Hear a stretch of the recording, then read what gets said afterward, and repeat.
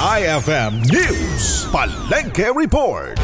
Tumaas ang presyo ng ilang klase ng mga gulay habang wala namang paggalaw sa presyo ng ilan pang pangunahing bilihin sa pamilihan sa lungsod ng Cauayan. Umabot na sa 160 pesos per kilo ang presyo ng talong, 100 pesos naman ang kada kilo ng okra at ampalaya, kamatis na 60 pesos to 100 pesos ang kada kilo, habang ang sitaw ay nananatiling 40 pesos ang kada kilo. Wala namang paggalaw sa presyo ng karne dahil nananatili pa ring 300 pesos ang kada kilo ng baboy, karne ng baka na 390 pesos ang kada kilo at manok na 230 pesos ang kada kilo. Ang isda katulad ng bangus ay 200 pesos ang kada kilo, tilapia na 160 pesos ang kada kilo, hito na 150 pesos ang kada kilo, habang ang tahong ay 120 pesos ang kada kilo. Ang presyo ng sibuyas ay 100 pesos to 120 pesos ang kada kilo, habang ang luya at bawang ay parehong 160 pesos ang kada kilo. Samantala, ang presyo naman ng itlog ay naglalaro pa rin sa 220 to 300 pesos ang kada tray depende sa size. Ngayong nagsimula na muli ang pasukan ng mga mag-aaral, umaasa ang mga nagtitinda sa pamilihan sa lungsod ng Cauayan na madadagdagan muli ang kanilang kita sa paglalako.